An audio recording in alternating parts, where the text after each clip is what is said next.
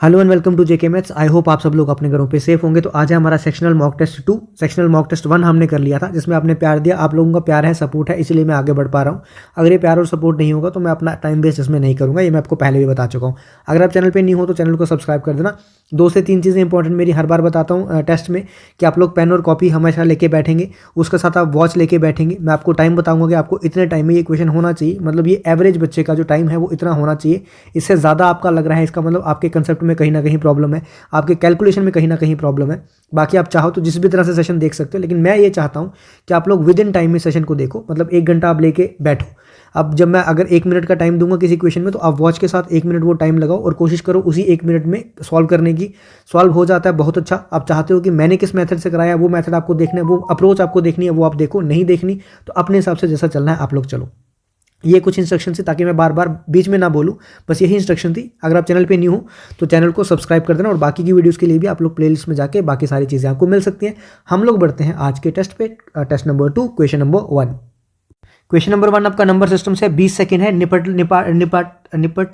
लो, हाँ जो भी होता है निपटा दो, हाँ सॉरी, ठीक है। तो 20 सेकंड है, स्टार्ट कर दो, वीडियो को पॉज करो और करते जाओ। अब मैं सोल्यूशन बताता हूँ आपको। Find the remainder when 171, 172, 173 is divided by 17। तो यहाँ बेवकूफ़ों की तरह ऐसे मत लग जाना कि पहले मैं मल्टीप्लाई करता हूँ। 171 आपको सामने पता चल रहा है कि इसको मैं जब 17 से डिवाइड करूँगा 170 तक मेरा पूरा चला जाएगा। क्या बचेगा मेरे पास? रिमाइंडर 1 बचेगा।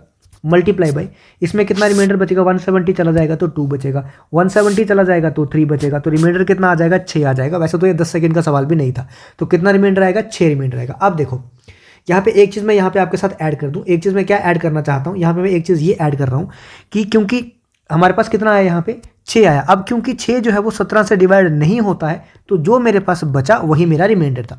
सपोज करता हूँ मेरे पास क्वेश्चन इस तरह से होता, 172 था, यहाँ पे होता मान लो 174, और यहाँ पे होता 175, मान लो ऐसा कुछ होता। यहाँ पे 171 ही मानता हूँ। अब अगर होता कि इसको मैं अगर 17 से डिवाइड करूँ, तो बताओ मेरे पास कितना रिमाइंडर होता? ठीक है, अब मैं क्या करता, जब मैं यहाँ पे चेक करता कि यहाँ मैं जब इसको डिवाइड करूंगा 17 से तो रिमाइंडर कितना आएगा? 1। जब मैं इसको डिवाइड करूंगा 17 से तो रिमाइंडर कितना आएगा मेरे पास? 4। जब मैं इसको डिवाइड करूंगा 17 से तो रिमाइंडर कितना आएगा? 5। अब जब मैं मल्टीप्लाई कर रहा हूँ तो आंसर कितना आ रहा है मेरे पास? 20। अब अगर ऑप्शन में मान लो यहाँ पे क्या होता, 20 होता, तो 20 टिक करके मत आ जाना, क्योंकि अब 20 दोबारा जो है वो 17 से क्या हो जाता है? डिवाइड हो जाता है। तो मुझे डिवाइड करके जो मेरे पास बचेगा यहाँ पे लास्ट में, तो वो मेरे पास रिमाइंडर आने वाला है। यहाँ पे 6 इसीलिए आया क्योंकि ये 17 से छोटा था, तो वही रिमाइंडर आता है। अब यहाँ पे 17 से अगर कुछ बड़ा आया तो फिर दोबारा से 17 से डिवाइड करके जो आंसर आएगा वो मुझे मार्क करके आना है। आशा करता हूँ आपको समझ आ गया होगा। 20 सेकंड में आपने इसको निपटा दिया होगा। क्वेश्चन नंबर 2 पे चलते हैं। Question number 2 again number system, 20 second में निपटाना है। टाइम पॉज करो और निपटा दो। When the number is divided by the divisor the remainder is 16। जब एक नंबर को हम डिवाइड करते हैं किससे? डिवाइजर से, तो रिमाइंडर हमारे पास कितना आता है? 16 आता है। When twice the original number is divided by the same divisor the remainder is 3। Find the value of that divisor. अब आपको पता है dividend equals to divisor into coefficient plus remainder होता है। ये मैंने आपको बता रखा है। मैं मान लेता हूँ कि ओरिजिनल नंबर क्या है, मैं मान लेता हूँ कि लेट कर लेता हूँ कि ओरिजिनल नंबर मेरे पास कितना है? मेरे पास है ओरिजिनल नंबर n, ठीक है। और मैं मान लेता हूँ डिवाइजर क्या है मेरे पास, क्योंकि उसने तो कुछ नहीं दिया मुझे। डिवाइजर कितना है मेरे पास? मान लेता हूं मैं d, और कोशेंट में मान लेता हूं क्या है? कोशेंट क्या मान लेता हूं मैं? क्या है? q है। अब आपको पता है नंबर किसके बराबर होता है? नंबर मतलब dividend equals to divisor d into quotient plus remainder. Remainder कितना आया? 16 आया था। जब मैंने नंबर को क्या किया? डिवाइजर से डिवाइड किया, तो मेरे पास कितना आया? 16। अब बोल रहा है जब twice the original number is divided by the same divisor. अब ट्वाइस द ओरिजिनल नंबर मतलब 2n। जब 2n यहाँ पे मैंने 2n कर दिया, तो यहाँ पे भी मुझे क्या करना पड़ेगा? 2 इंटू डी क्यू प्लस 16 करना पड़ेगा। क्यों? क्योंकि यहाँ पे मैंने जब 2 से मल्टीप्लाई कर दिया, तो ये मैथ में रूल होता है, अगर मैं एक साइड मल्टीप्लाई कर रहा हूँ तो मुझे दूसरे साइड भी मल्टीप्लाई करना पड़ेगा, क्योंकि नंबर चेंज नहीं होनी चाहिए। अब यहाँ से मेरे पास क्या आ जाएगा? 2n equals to 2dq plus कितना आ जाएगा? 16 इंटू 2 मतलब 32 आ जाएगा। अब वो बोल रहा है कि जब इस नंबर को मैं क्या करूँगा? डिवाइड करूँगा किससे? सेम डिवाइजर से, तो रिमाइंडर मेरा कितना बच रहा है? 3 बच रहा है, ठीक है।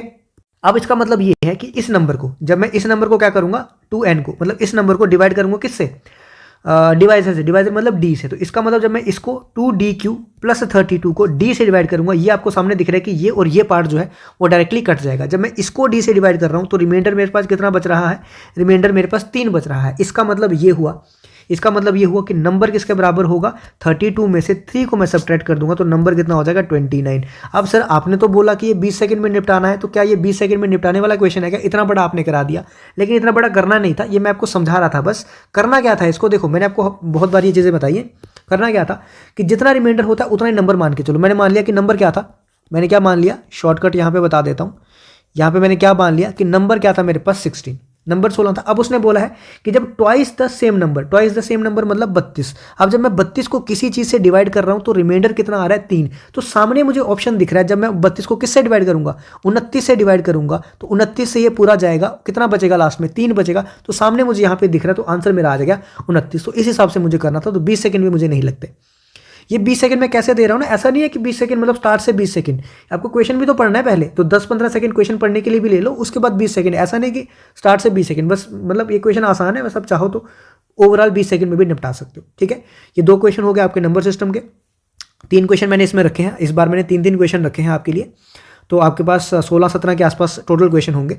क्वेश्चन नंबर 3 पे हम लोग बढ़ते हैं। आशा करता हूं कि आपको समझ आ रही होगी। अगर आपको समझ आ रही है और आपको मेहनत अच्छी लग रही है तो वीडियो को एटलीस्ट लाइक जो है वो कर दिया करो, और अपनी कमेंट सेक्शन में मुझे अपनी डिमांड बता दिया करो, नेक्स्ट आपको क्या चाहिए, क्या आपको सेशन ऐसे कंटिन्यू चाहिए कि नहीं चाहिए, वो सारी चीज़ें बता दिया करो। Question number 3 again number system का, टाइम आपका मैक्सिमम 30 सेकंड, निपटा दो। अब देखो ध्यान से, if PQ is the 2 digit number, PQ जो है वो 2 डिजिट नंबर है, तो सबसे पहले मैंने आपको 2 डिजिट नंबर बहुत अच्छे से समझाया था कि 2 डिजिट नंबर कैसे बनाया जाता है।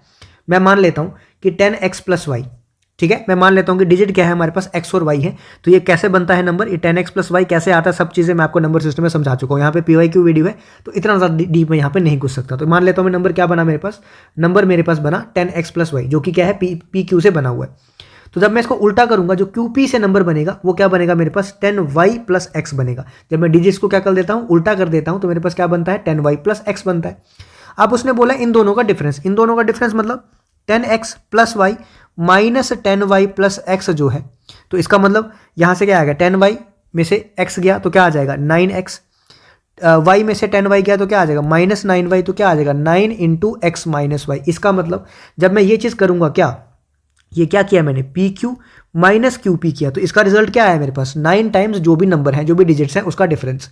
इसका मतलब ये जो भी चीज़ है वो 9 से क्या होगी, डिविजिबल होगी। तो इसका आंसर क्या है, PQ - QP will be always divisible by, किससे डिविजिबल होगा, ये 9 से ऑलवेज डिविजिबल होगा।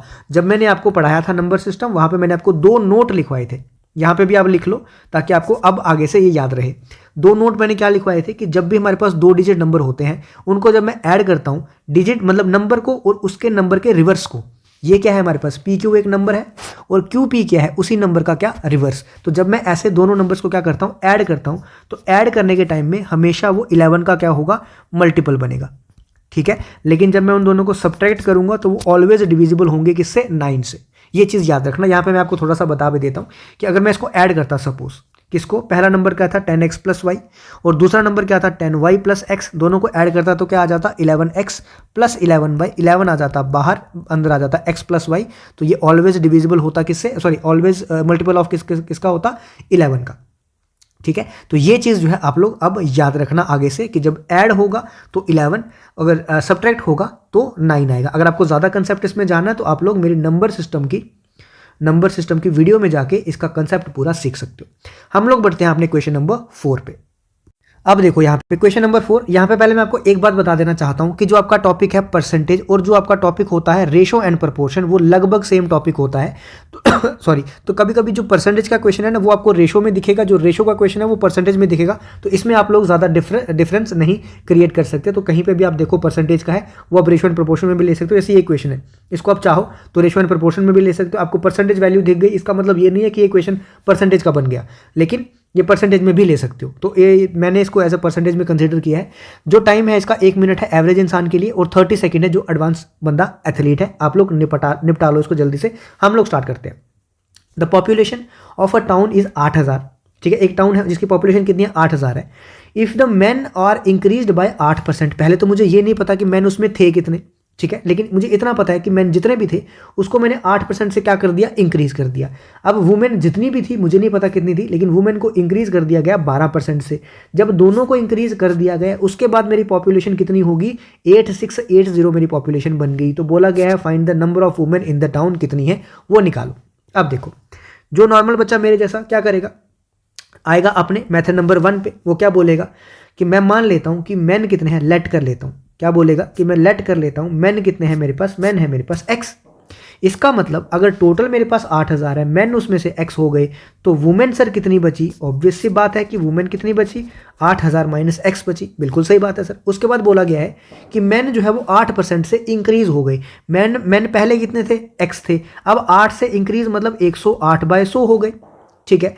उसके बाद वुमेन कितनी थी, पहले वुमेन थी 8000 माइनस x, अब इंक्रीज होगी 12% से, मतलब अब ये बन गई 112/100। अब जितनी भी पॉपुलेशन बनी टोटल मिला के किसके बराबर बनी, 8680 के बराबर। अब मुझे खुद बताओ यहाँ पे क्या मतलब, क्या आप इसको क्या चाहते हो कि क्या मैं इसको विद इन 1 मिनट निपटा सकता हूँ, ऐसी कैलकुलेशन को नहीं निपटा सकते। क्यों सर, मुझे करना क्या पड़ेगा, मुझे मतलब कुछ बच्चा तो ये होगा कि मैं क्या करूंगा सर, इसको काटूंगा 2 से, फिर इसको 2 से काटूंगा, फिर दोबारा इसको 2 से काटूंगा, फिर इसको 2 से काटूंगा, वो तो यहीं पे लगा रहेगा, उसका क्वेश्चन तो नहीं होना। दूसरा टाइप ऑफ बच्चा क्या बोलेगा कि सर मैं इसको लिखूंगा 108x/100, जैसा है वैसा का वैसा रखूंगा। अब मैं क्या करूंगा, 112 × 8000 करने की कोशिश करूंगा, जो कि करो, बिल्कुल अच्छा है, बहुत अच्छा है, आप लोग ऐसे करते रहो। 8000 into 112 divided by 100 minus x into 112 divided by 100 equals to 8680, ऐसे करेंगे। उसके बाद ये 2 0 से 2 0 काटेंगे, उसके बाद करेंगे 112 इंटू 80 जो है वो किसके बराबर होता है। अब मुझे वो चीज़ें नहीं करनी है, मुझे ये चीज़ें अवॉइड करनी है, लेकिन मुझे आपको यहाँ तक लाना भी था सिर्फ ये दिखाने के लिए कि आप लोग जो मेथड फॉलो करते हो ऑल्दो आपको रिजल्ट देगा, आप लोग इसको करो, लेकिन आप लोगों को ये 1 मिनट में भी सॉल्व नहीं होगा। ये वाला क्वेश्चन जो मैंने 1 मिनट यहाँ पे एवरेज टाइम दिया ना, उसमें भी ये क्वेश्चन आपका सॉल्व नहीं होगा अगर आप इस तरीके से जाओगे तो। अब यहाँ पे मेरी एक बात सुन लो, मेरा एक मेथड सुन लो, मेरा नहीं मतलब बनाया तो लोगों नहीं होगा, लेकिन मुझे आता है तो मैं आपको सिखाने वाला हूँ यहाँ पे एक एडवांस मेथड जिसको बोला जाता है एडवांस मेथड। और मैं इस एडवांस मेथड को ना बिना पेन उठाए इस क्वेश्चन को सॉल्व कर सकता हूँ, बिना पेन उठाए, सही बोल रहा हूँ। देखो इसको बोलते हैं JSM junior satisfactory method, but मतलब फर्क नहीं पड़ता क्या बोलते हैं। क्या बोला है, पॉपुलेशन ऑफ टाउन कितनी थी, 8000। अगर मैन जो है वो 8% से इंक्रीज हुए और वुमेन भी जो है वो 12% से इंक्रीज हुई, मैं ये मान लेता, मैं लेट कर लेता कि मैन जो है वो भी 8% से इंक्रीज हुए और वुमेन भी जो है वो भी 8% से इंक्रीज हुई, ठीक है। मैंने क्या मान लिया कि मैन भी 8 से हुए होंगे और वुमेन भी 8 से हुई होंगे। सर ऐसा आपने क्यों माना, मैं अभी बताता हूं मैंने क्यों माना, बट आप पहले इतना मान के चलो, मैंने ये मान लिया कि दोनों जो है वो 8% से इंक्रीज हुई होंगी, ठीक है सर, इतना हम लोग समझ गए। सर आगे क्या बात है इसकी, आगे सुनो। अब दोनों अगर 8% से इंक्रीज हुई है, इसका मतलब पॉपुलेशन भी जो है वो भी कितने परसेंट से इंक्रीज हुई होगी, ओवरऑल 8% से ही इंक्रीज हुई होगी। इसका मतलब सर 8% से इंक्रीज हुई है, मतलब 8% ऑफ 8000, मतलब कितनी इंक्रीज होनी चाहिए थी सर, 8 × 8 64, इसका मतलब 640 से इंक्रीज होनी चाहिए थी सर। क्यों, क्योंकि अगर ये दोनों 8% से इंक्रीज हो रहे हैं, इसका मतलब पॉपुलेशन भी 8% से इंक्रीज होनी चाहिए थी। सर इंक्रीज होने कितनी चाहिए थी, 640, लेकिन सर 8000 से ये बन जा रही है 8680। इसका मतलब सर 40 जो है ना वो एक्स्ट्रा इंक्रीज हो रहा है, 40 जो है वो क्या हो रहा है, एक्स्ट्रा इंक्रीज हो रहा है। सर बताओ जरा ये एक्स्ट्रा इंक्रीज जो है वो क्यों हो रहा है, वो एक्स्ट्रा इंक्रीज इसीलिए हो रहा है कि यहाँ पे वुमेन हमने कितनी ली 8%, लेकिन वुमेन इंक्रीज हो कितनी रही थी 12%। इसका मतलब वो जो 4% वुमेन है वो किसके बराबर होंगी, वही ये 40 कौन है, एक्स्ट्रा। इसका मतलब 4% वुमेन किसके बराबर है, 40 के बराबर। मुझे पूछा गया है find the number of womens, मतलब मुझे 100% निकालना है। जब 4% वुमेन की वैल्यू 40 है, अब मुझे इसको क्या बनाना है, मुझे इसको बनाना है 1% वुमेन की वैल्यू 40 डिवाइडेड बाय 4 मतलब 10, 100% वुमेन की वैल्यू 100 इंटू 10 मतलब 1000 आ जाएगा। तो टोटल नंबर ऑफ वुमेन्स कितनी हो जाएगी, 1000, बस क्वेश्चन खत्म। अब अगर मुझे इस क्वेश्चन को करना होता तो मैं ये चीज़ें भी नहीं लिखता, मैं सीधा क्या सोचता, अब मेरा तो दिमाग है थोड़ा सा, तो मैं सोचता आप लोग भी इसको बना सकते हो, डेवलप कर सकते हो। आप क्या सोचते कि सर अगर ये भी 8 है, एक सेकेंड रुको ज़रा, अब मैं ये बता रहा हूँ आपको सोचना कैसे है कि सर अगर ये भी 8 है, ये भी 8 होता, इसका मतलब ओवरऑल कितनी इंक्रीज होती सर, 8%। 8% इसका मतलब कितना, 64। ये आपको ओरली आना चाहिए। 8% मतलब 8 × 8 कितना हो गया इसका, 64, मतलब 640 इंक्रीज होती, लेकिन हो कितनी रही है, 680। इसका मतलब 40 जो है वो एक्स्ट्रा इंक्रीज हो रहा है। तो मैं डायरेक्टली ये लिखता कि ये जो 4% एक्स्ट्रा है वो 40 के बराबर है, बस यहाँ से मुझे 100% निकालना होता, वही मेरा टोटल नंबर ऑफ वुमेन होती। समझ आया आपको? तो बहुत सारे क्वेश्चन में ये मेथड जो है वो लगता है, ये फॉलो करता है ऐसे वाले क्वेश्चन में।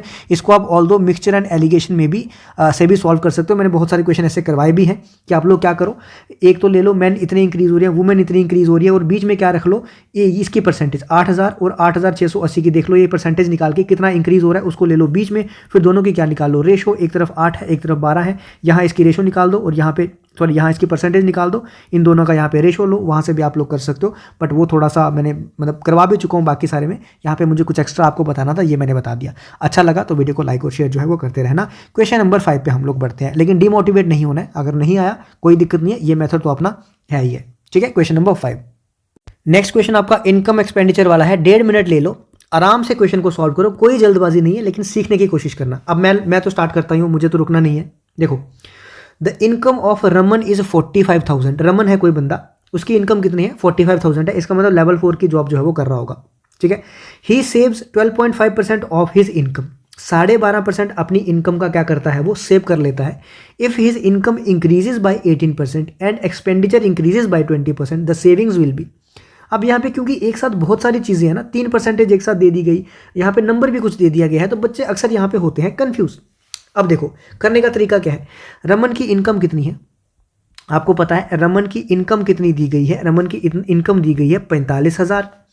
अब वो 12.5% जो है वो सेव करता है। अगर थोड़ा सा समझदार बच्चा है तो उसको पता है सेविंग जो है वो कितनी है 12.5%। 12.5% उसको पता है कितना होता है, 1/8 होता है 45,000 का, ठीक है। इनकम का 1/8 वो क्या करता है सेव, तो इसका मैं 1/8 निकालूंगा तो 5625 वो क्या करेगा सेविंग करेगा। अगर थोड़ा सा समझदार बच्चा नहीं है तो वो क्या करेगा, इसको वैसे ही करेगा, कैसे 12.5% है ना, तो 12.5% करेगा इंटू 4500 इस तरीके से करेगा, ठीक है। लेकिन हमको इतना नहीं करना है, हमको पता है कि 1/8 होता है, तो ये कितने सेविंग करता है 5625 की। इसका मतलब इसका एक्सपेंडिचर जो है वो कितना होगा, एक्सपेंडिचर होता है इनकम माइनस सेविंग, तो जब मैं इसको सबट्रैक्ट करूंगा तो मेरे पास आएगा 39375। आपको ये अभी आसान लग रहा होगा, क्यों, क्योंकि मैं आपको ये करके थोड़ी ना बता रहा हूँ, लेकिन वहाँ पर आपको ये सॉल्व भी करना है, यहाँ पे उसके बाद इसको माइनस भी करना है, तो आपका टाइम इसमें लगेगा, कोई इशू नहीं है, इतना आपके पास आ गया। अब वो बोल रहा है उसकी इनकम जो है वो इंक्रीज हो रही है 18% से। इसका मतलब यहाँ पे मैं अगर चलूँ कि न्यू इनकम क्या होगी, यहाँ पे मैं क्या चलूँ, न्यू इनकम जो है वो क्या होगी, पहली इनकम कितनी थी 45,000, अब 18% से क्या हो रही है इंक्रीज, तो इसका मतलब 118 डिवाइडेड बाय 100 हो जाएगा, 2 0 से 2 0 गए, करो जरा मल्टीप्लाई, 450 इंटू 118, ये इसकी न्यू इनकम आ गई। उसके बाद बोला गया है एक्सपेंडिचर जो है वो अगेन 20% से इंक्रीज हो रहा है, तो इसका मतलब न्यू एक्सपेंडिचर इसका कितना आएगा, मैं यहाँ पे मल्टीप्लाई नहीं कर रहा हूँ, न्यू एक्सपेंडिचर कितना आएगा, पहले कितना है 39375, 20% से इंक्रीज हो रहा है तो 120 डिवाइडेड बाय 100, ये इससे कटा। अब यहाँ पे दोबारा इसको करो मल्टीप्लाई, न्यू एक्सपेंडिचर आपके पास आएगा। जब न्यू एक्सपेंडिचर की वैल्यू आपके पास आ गई तो न्यू इनकम में से न्यू एक्सपेंडिचर निकालोगे तो आपके पास यहाँ पे क्या आ जाएगा, न्यू सेविंग्स, ठीक है। अब जितनी सेविंग्स पहले होगी, जितनी सेविंग्स न्यू होंगी, अब आपको देखना है कि न्यू सेविंग्स इंक्रीज हो रही है कि डिक्रीज हो रही है, कितनी इंक्रीज हो रही है कितनी डिक्रीज हो रही है, उस हिसाब से आपका क्या होगा यहाँ पे आंसर होगा। अब आप 1.5 मिनट में भी इस क्वेश्चन को मैं 100% श्योरिटी के साथ कह सकता हूँ ये 1.5 मिनट में क्वेश्चन सॉल्व नहीं होगा। क्यों, क्योंकि यहाँ पे इसको मल्टीप्लाई करना है, इसको मल्टीप्लाई करना है, फिर यहाँ पे सब्ट्रैक्ट करना है, ये चीज़ें इसमें नहीं होंगी। अब देखो मेथड सुनो, अब जो हम करते आए, मैं जो आपको सिखाता आया हूँ वो सुनो, ठीक है, ध्यान से सुनना, ये चीज़ें मेरी ध्यान से सुना करो ताकि आगे भी आपको काम आएगी। ये सिर्फ जूनियर असिस्टेंट के लिए नहीं है, बाकी सारे एग्जाम्स के लिए भी है। एडवांस मेथड सुनो, ठीक है। क्या बोला गया है, बोला ये गया है कि उसकी सेविंग कितनी कर रहा है 12.5%, इसका मतलब सेविंग्स कितनी कर रहा है 1/8, इसका मतलब अगर उसकी इनकम कितनी है 8 है, उसमें उसमें से 1 क्या कर रहा है वो सेव, इसका मतलब एक्सपेंडिचर कितना कर रहा होगा 7, तो सेविंग कितना कर रहा होगा 1। इतना समझ आपको आया कि नहीं आया, इतना आया तो बस आप लोग आधा क्वेश्चन जो है वो सॉल्व कर चुके हो। अब क्या बोला है, इनकम जो है वो 18% से इंक्रीज हो जा रही है, तो मैं यहाँ पे क्या लिखूंगा प्लस 18% लिखूंगा। एक्सपेंडिचर जो है वो 20% से इंक्रीज हो रहा है, तो मैं यहाँ पे कितना लिखूंगा प्लस 20% लिखूंगा। अब मैं देखूंगा कि सेविंग जो है वो कितनी इंक्रीज हो रही है, यहाँ पे ध्यान से सुनना मेरी बात को। मैं क्या करता हूँ, इन दोनों को मल्टीप्लाई, चीज़ें मैं सिखा चुका हूँ आपको, मैथड सारे सिखा चुका हूँ। तो यहाँ पे कितना बनेगा 18 × 8, उसके बाद income minus expenditure equals to saving होता है, तो यहाँ पे कितना आएगा -20 × 7 इक्वल्स टू सेविंग में जितनी भी परसेंटेज इंक्रीज हो रहा होगा। अब यहाँ पे भी मैं थोड़ा सा समझदार अगर हूँ तो यहाँ से मैं क्या कर सकता हूँ, 4 कॉमन निकाल सकता हूँ। क्यों? क्योंकि मुझे पता है 4 इसमें भी है, 4 इसमें भी है, ज़्यादा मल्टीप्लाई करने की मुझे जरूरत नहीं है। 4 यहाँ से कॉमन निकाला तो 18 इंटू कितना बचेगा 2, तो कितना आ जाएगा 36। 4 यहाँ से कॉमन निकालूंगा तो कितना बचेगा 5, 5 × 7 मतलब 35। तो यहाँ पे कितना आ जाएगा, परसेंटेज भी है साथ में, तो ये कितना आ जाएगा सेविंग। इसका मतलब ये जो 4% आया वो मेरे पास क्या आई, यहाँ पे सेविंग आई। ठीक है, सेविंग किसके बराबर आई, 4% के बराबर। अब देखो, अब आपका इतना क्वेश्चन हो गया। अब आपको पता है यहाँ पे आपके पास क्या दिया था क्वेश्चन में, आपके पास इनकम दी थी 45,000। इनकम कितनी थी यहाँ पे 8 रेशो, इसका मतलब 8 रेशो की वैल्यू कितनी दी थी 45,000। ठीक है, क्या बोला मैंने, 8 रेशो की वैल्यू कितनी दी थी यहाँ पे आपके पास 45,000। तो आपको क्या निकालना था, 4% की वैल्यू निकालनी है। तो यहाँ से मैं क्या 2 की वैल्यू निकाल सकता हूँ, सॉरी 4 की वैल्यू निकाल सकता हूँ। मैं लिख सकता हूँ 4 × 2, इसकी वैल्यू कितनी आ जाएगी मेरे पास 45,000। यहाँ से मैं 4 की वैल्यू निकाल सकता हूँ 45,000 डिवाइडेड बाय 2, लेकिन मुझे तो 4% की निकालनी है, तो जब मैं परसेंटेज लगाऊंगा इसके साथ तो मल्टीप्लाई बाय यहाँ नीचे क्या करूँगा 100, मतलब वो डिवाइड बाय 100, सॉरी यहाँ पे 2 0 से 2 0 कटे, तो यहाँ पे कितना आएगा 225। तो इसका मतलब 225 क्या हो रही है, इंक्रीज हो रही है। सेविंग क्या हो रही है, इंक्रीज 225 से। तो डिक्रीज वाले ऑप्शन तो पहले चले गए। क्यों? क्योंकि मेरी क्या आ रही है, पॉजिटिव आ रही है। पॉजिटिव आ रही है मतलब क्या हो रहा है, इंक्रीज। तो कितने से इंक्रीज हो रही है, 225 से। तो ये मेरा आंसर आ जाएगा। ऑल्दो आपको यहाँ पे भी लगा होगा कि यहाँ पे भी थोड़ी बहुत कैलकुलेशन है, लेकिन यहाँ पे कोई भी इतना बड़ा मल्टीप्लीकेशन नहीं है, कहीं पे भी इतना बड़ा मल्टीप्लीकेशन नहीं है। ये चीज़ें आप आराम से बिना कैलकुलेटर के, बिना टाइम वेस्ट किए कर सकते हो। आशा करता हूँ आपको समझ आया होगा। 5 क्वेश्चन अच्छे लेवल के क्वेश्चन है, आज का मॉडरेट टू टफ लेवल का जो है वो एग्जाम है। ठीक है, क्वेश्चन नंबर 6। अब देखो एक चीज़ यहाँ पे सुन लो, मुझे लग रहा है किसी बच्चे को डाउट ना आ गया हो तो मुझे क्लियर करना है। किसी बच्चे को ये ना सोचे कि सर यहाँ पे आपने 8 4 × 2 क्यों लिखा, फिर 4 क्यों निकाला। आप लोग ऐसे भी कर सकते हो। मेरे पास 8 रेशो की वैल्यू आई थी ना, मुझे चाहिए क्या था, मुझे 4% चाहिए था, जो इंक्रीज सेविंग थी मेरे पास। वो मुझे क्या चाहिए था, 4% की वैल्यू चाहिए थी। तो आप यहाँ से 1 रेशो की वैल्यू भी निकाल सकते हो। कैसे? अगर 8 की वैल्यू है 45,000 तो 1 की वैल्यू 45,000 डिवाइडेड बाय 8। उसके बाद आपको 4 की वैल्यू चाहिए तो इनटू क्या कर लो, 4 कर लो, आएगा वही लास्ट में। क्योंकि परसेंटेज भी चाहिए थे तो डिवाइड बाय क्या करना पड़ता, 100। मैंने क्या सोचा कि यहाँ पे 8 है, मुझे 4 चाहिए यहाँ पे, तो मैं यहीं से 4 को बना दूँ किसी तरीके से। तो मैंने इसलिए इस तरीके से किया। आपकी मर्जी है, आप जिस तरीके से कर सकते हो। मुझे लगा हो सकता है किसी को डाउट आए। क्वेश्चन नंबर 6 में हम लोग बढ़ते हैं। क्वेश्चन नंबर 6 अब आपका आ गया रेशियो एंड प्रोपोर्शन में। 1 मिनट लो, आराम से सॉल्व करो, कोई जल्दबाजी नहीं है। अब देखो, the sum of the salaries of A and B together is 4300, मतलब दोनों की सैलरीज मिला के सम कितना है, 4300 है। ए जो है वो अपनी सैलरी का 95% हिस्सा जो है वो स्पेंड कर देता है, मतलब खर्च कर देता है, बेचारा कॉर्पोरेट में है। ठीक है, उसको EMI वगैरह भी भरनी है। और बी जो है वो 80% ऑफ हिज सैलरी जो है वो खर्च करता है। If their savings are the same, बस यहाँ पे पकड़ने वाला पॉइंट क्या था, सेविंग्स क्या है इन दोनों की सेम। अब मुझे खुद बताओ। पहले तो सबसे पहले मैं क्या बोलता हूँ, क्योंकि दोनों की मिला के सम दिया हुआ, आपको नहीं पता ए की सैलरी कितनी है, आपको नहीं पता बी की सैलरी कितनी है, तो मैं क्या कर लेता हूँ, लेट कर लेता हूँ सैलरी किसकी, लेट कर लेता हूँ कि ए की सैलरी कितनी है x, तो बी की सैलरी कितनी हो जाएगी 4300 माइनस x। ठीक है, अब ए का एक्सपेंस जो है, ए का एक्सपेंस जो है वो कितना है 95%। ठीक है, इतना आपको समझ आ गया। ए का एक्सपेंस 95% है, तो इसका मतलब ए की सेविंग्स जो है वो किसके बराबर होगी, 5% के बराबर होगी। ठीक है, इतना आपको समझ है। उसके बाद बी का एक्सपेंस जो है वो है कितना, 80%। इसका मतलब बी की जो सेविंग होगी वो कितनी होगी, 20% होगी, ये भी आपको पता है। अब बोला है सेविंग दोनों की क्या है, बराबर। तो क्या बोला गया है, सेविंग दोनों की क्या है, बराबर। इसका मतलब जो 5% सेविंग है और 20% सेविंग है वो बराबर होगी। 5% मतलब 5% ऑफ एक्स। ठीक है, ए की सैलरी कितनी है एक्स, तो सेविंग कितनी होगी उसकी, सैलरी की ही तो होगी। तो मतलब क्या बोला गया है, 5% ऑफ एक्स जो है वो किसके बराबर है, 20% ऑफ बी की सैलरी कितनी है 4300 minus X, sorry minus Y क्यों लिखा मैंने यहाँ पे, माइनस एक्स आएगा। ठीक है, तो यहाँ पे आएगा कितना आएगा 4300 माइनस एक्स। ठीक है, इतना आपको समझ आ गया। अब मुझे करना है कैलकुलेट। ये 100 को मैं यहीं से कट कर देता हूँ, 5 को यहाँ से कट किया तो 4 आ गया, यहाँ से किया x equals to 4300 into 4 minus 4x। अब ये माइनस 4x है, यहाँ जाएगा तो क्या हो जाएगा पॉजिटिव, तो ये बन जाएगा 5x। यहाँ से बन गया 5x equals to 4 into 43 into 100। मैं नहीं चाहता कि मैं इसको मल्टीप्लाई करूँ, तो मैं यहाँ से क्या कर दिया, 5 से काट दिया, 5 इंटू 20 कितना होता है 100, तो x आ गया 4 इंटू 43 इंटू 20। अब तो मुझे मल्टीप्लाई करना ही पड़ेगा। अभी भी मेरे पास तरीका है क्या, 4 इंटू 2 कितना, 2 इंटू 3 कितना होता है 6, 6 इंटू 4 कितना होता है 24। मतलब लास्ट का यूनिट डिजिट एक तो जीरो आना ही आना है, उसके बाद क्या आएगा 4 आएगा। एक्स है क्या, एक्स है ए की सैलरी। पूछा क्या है मुझे, पूछा है मुझे ए की सैलरी ही पूछा है। लास्ट में जीरो आएगा तो ये ऑप्शन नहीं हो सकता, ये ऑप्शन नहीं होगा। जीरो के बाद क्या आना है, 4 आना है, कि मैंने चेक कर लिया है यूनिट डिजिट से। यहाँ पे जीरो के बाद 4, तो आंसर क्या हो जाएगा मेरा, पार्ट नंबर सी हो जाएगा। लेकिन क्या ये 1 मिनट में निपट पाएगा आपसे, नहीं निपट पाएगा। तो इसका तरीका वही, फिर हमारा वाला कौन सा तरीका सर बता दो। देखो ध्यान से, एडवांस मेथड पे फिर बढ़ते हैं हम लोग। ये चीज़ें मैंने सिखा रखी हैं अगेन, एडवांस, ठीक है। अब क्या करना है, क्या बोला गया है कि दोनों की सेविंग्स जो है वो सेम है। इसका मतलब कि 5% ऑफ ए जो है, ए मतलब ए की सैलरी, 5% ऑफ ए की सैलरी जो है वो 20% ऑफ बी की सैलरी के बराबर होगा। सॉरी सैलरी नहीं, सॉरी सेविंग्स, हाँ सैलरी ठीक तो है, सैलरी ठीक है। 5% ऑफ ए की सैलरी जो है वो 20% ऑफ बी की सैलरी के बराबर होगा। क्यों, क्योंकि सेविंग्स बराबर दी है, सेविंग किसके बराबर होती है, कितने परसेंट, ऑफ सैलरी, क्या है, ऑफ सैलरी। इसका मतलब 5% यहाँ से कटा और यहाँ से कितना आया, 4। इसका मतलब मैं बोल सकता हूँ ए की सैलरी डिवाइडेड बाय बी की सैलरी की रेशो कितनी है, 4:1।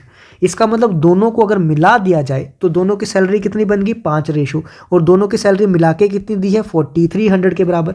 अब 5 रेशो इसके बराबर है तो 1 रेशो होगी 4300 डिवाइडेड बाय 5। मुझे क्या निकालना है, ए की सैलरी मतलब 4 रेशो, इसका मतलब 4 रेशो की value 4300 multiply by 4 divided by 5।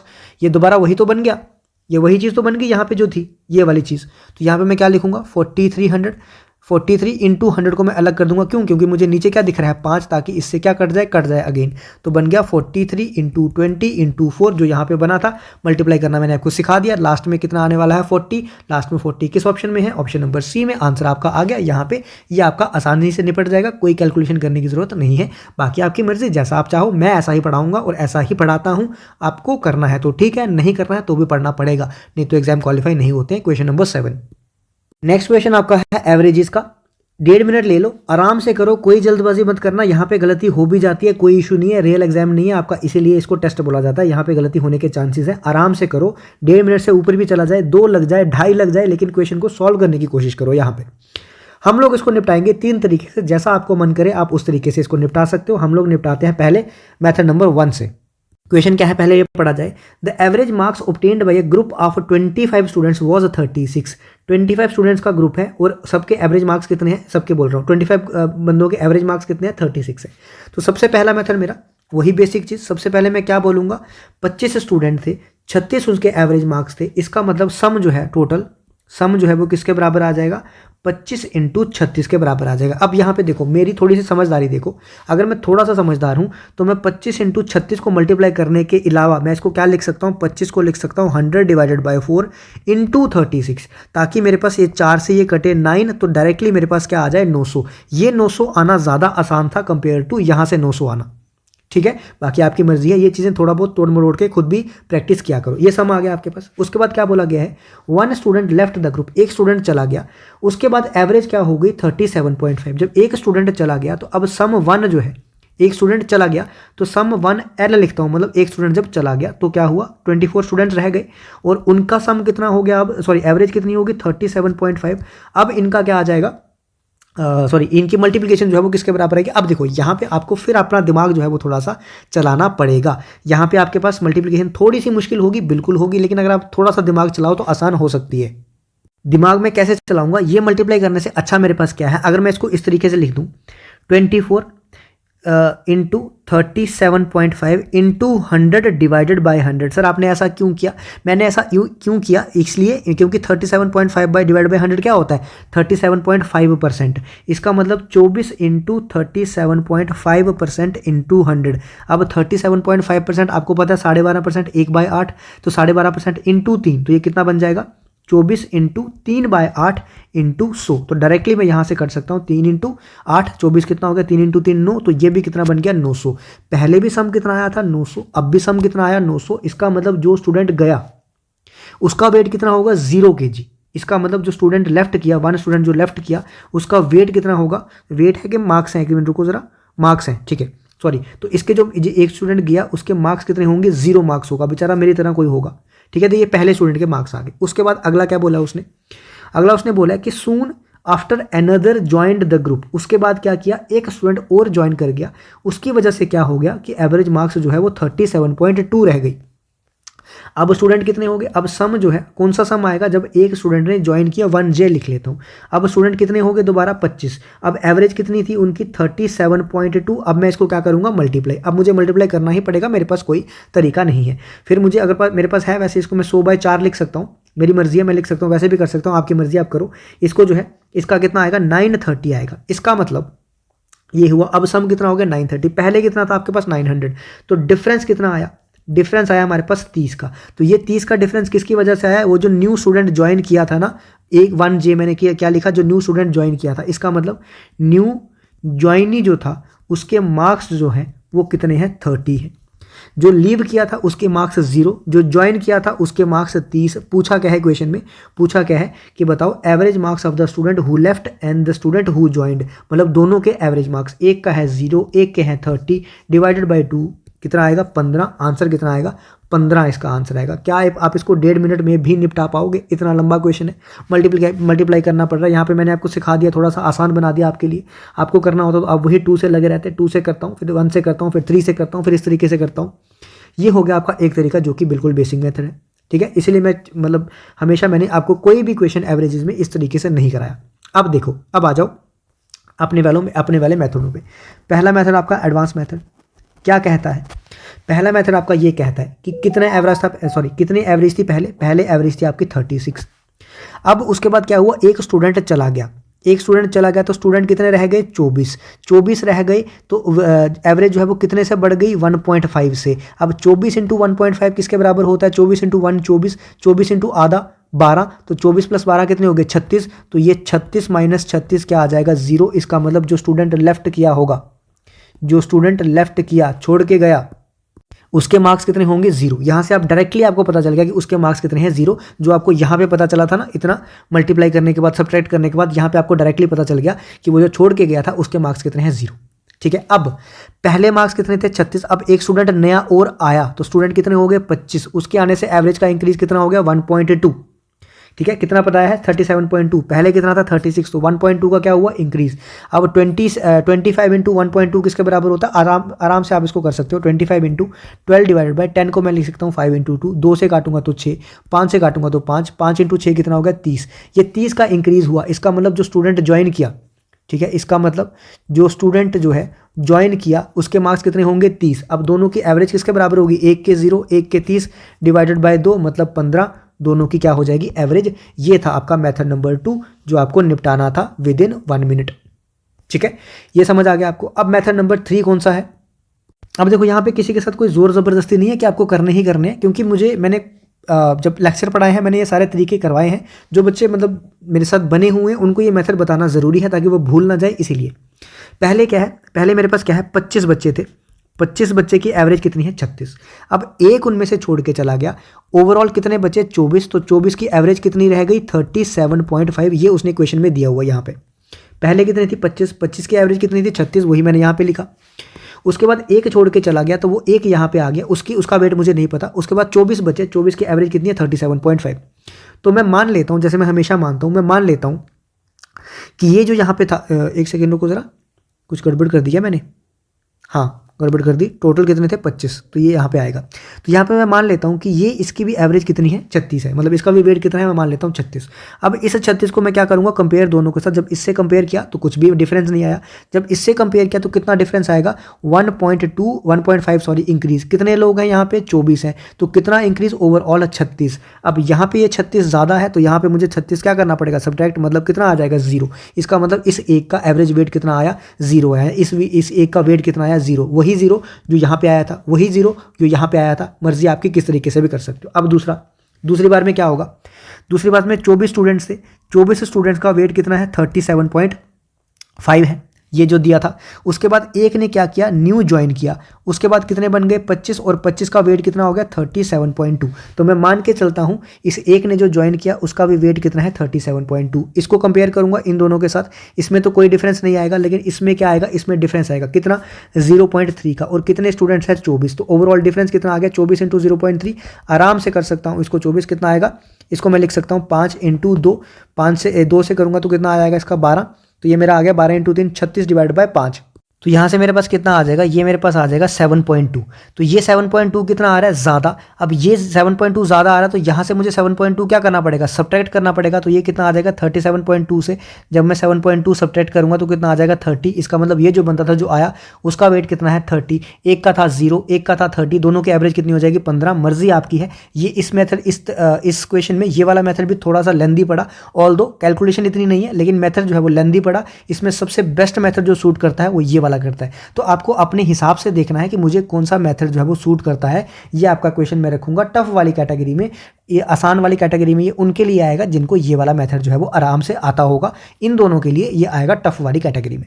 ठीक है, आशा करता हूँ आपको समझ आया होगा। क्वेश्चन नंबर 7 समझ आ रहा है तो सेशन को लाइक जो है वो कर दिया करो, मेहनत जो है वो बहुत लगती है। Question number 8 next again average का क्वेश्चन है, 1 मिनट है, निपटा दो आराम से।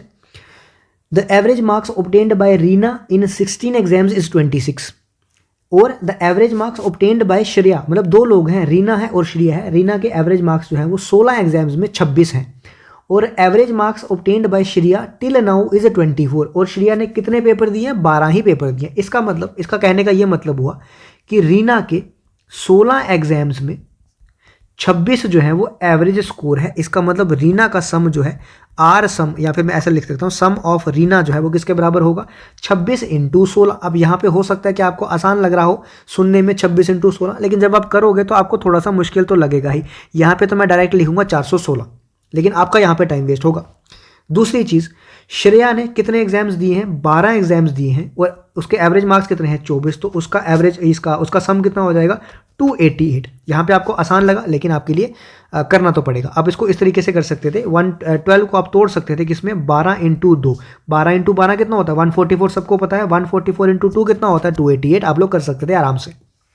उसके बाद जी क्या बोला है, उसके बाद बोला है what is the average marks that Shreya has to obtain in the remaining 4 exams to perform as well as Reena। अब रीना ने जो परफॉर्मेंस दी है श्रेया को भी वैसी ही परफॉर्मेंस देनी है, लेकिन उसके पास श्रेया ने कितने एग्जाम्स दिए हैं 12, इसने कितने दिए हैं 16। तो वो बोल रहा है कि श्रेया को कितने मार्क्स स्कोर करने पड़ेंगे बाकी के 4 एग्जाम्स में, ताकि उसकी परफॉर्मेंस सेम हो रीना के जैसे।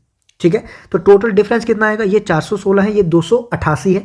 तो टोटल डिफरेंस ऑफ मार्क्स कितना आया, टोटल डिफरेंस ऑफ मार्क्स जो है वो कितना आया, वो आया 128। अब इन 128 मार्क्स का जो भी डिफरेंस आया वो, और रीना के है कौन बंदी हैं ये दोनों, श्रेया के पास एग्जाम्स कितने बचे हैं 4। तो एवरेज मार्क्स जो है वो श्रेया को कितने सिक्योर करने पड़ेंगे 128 उसको लेने पड़ेंगे, क्योंकि ये क्या है इन दोनों में डिफरेंस। और उसके पास अभी एग्जाम्स कितने बचे हैं सिर्फ और सिर्फ 4। इसका मतलब 32 मार्क्स उसको क्या लेने पड़ेंगे, और लेने पड़ेंगे एवरेज मार्क्स। ये एवरेज है, 32 की एवरेज उनको 4 एग्जाम्स में रखनी पड़ेगी ताकि वो रीना के हिसाब से चले। अब ये क्वेश्चन आपको देखने में आसान लगा, सॉल्व करने में मैंने किया आसान लगा, कैलकुलेशन मैंने कर दी इसीलिए आसान लगा। आप करते आप लोगों का आराम से 1 से 1.5 मिनट इसमें लग जाता। अब मैं आपको बताता हूँ इसको करना कैसे। देखो ध्यान से सुनना, वही मेथड जो मैं आपको बता चुका अभी थोड़ी देर पहले मैंने आपको बताया, वही मेथड सेम जो मैं हर बार कराता हूँ, एडवांस मेथड। देखो रीना के कितने हैं, रीना के 6 बोल रहा हूँ, कितने एग्जाम्स दिए हैं इसने 16 एग्जाम्स दिए और एवरेज कितनी है इसकी 26 है। उसके बाद दूसरी कौन है, अपनी श्रेया है, उसने कितने एग्जाम्स दिए हैं 12 एग्जाम्स दिए और एवरेज कितने हैं उसकी 24 है। अब श्रेया को 4 और एग्जाम्स देने हैं। ठीक है, ये श्रेया ही है, मतलब एक ही बंदी है, ये एक है, यहाँ पे मैं ऐसे लिख लेता हूँ, ये भी एक है, ये भी एक है और ये भी वही तो है एक। इसको कितने मतलब 4 एग्जाम्स देने हैं, कितने एवरेज मार्क्स सिक्योर करने हैं, तो मैं मान लेता हूँ 26 ही इसको सिक्योर करने हैं।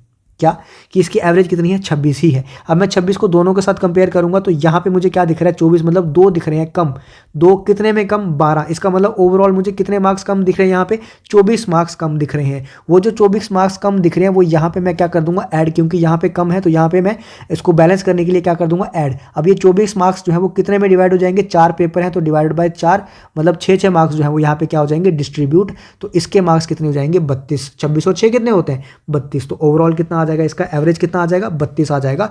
मेथड आपका, मर्जी आपकी, जैसा आप चाहो आप लोग आराम से उसको फॉलो कर सकते हो। मैं यही कराऊंगा, मैं तो ये भी करा रहा हूं, वैसे मैं दोनों कराऊंगा। ठीक है, क्वेश्चन नंबर 8 आपका हो गया। अब आप अपना स्कोर भी जो है वो साथ साथ में थोड़ा बहुत कमेंट करते रहो और मुझे बताते रहो कि सर लेवल कैसा था एग्जाम का, अच्छा था, आपको बहुत ज़्यादा लगा या आपको बहुत कम लगा, कैसा लगा, वो चीज़ें भी मुझे बताते रहो। क्वेश्चन नंबर 9 पे हम लोग मूव करते हैं। क्वेश्चन 9 आपका आ गया प्रॉफिट एंड लॉस का। 1.5 मिनट लो, आराम से निपटाओ, जल्दबाजी मत करना। Arvind bought an article for X rupees, he sold it to Biru at a loss of 15%।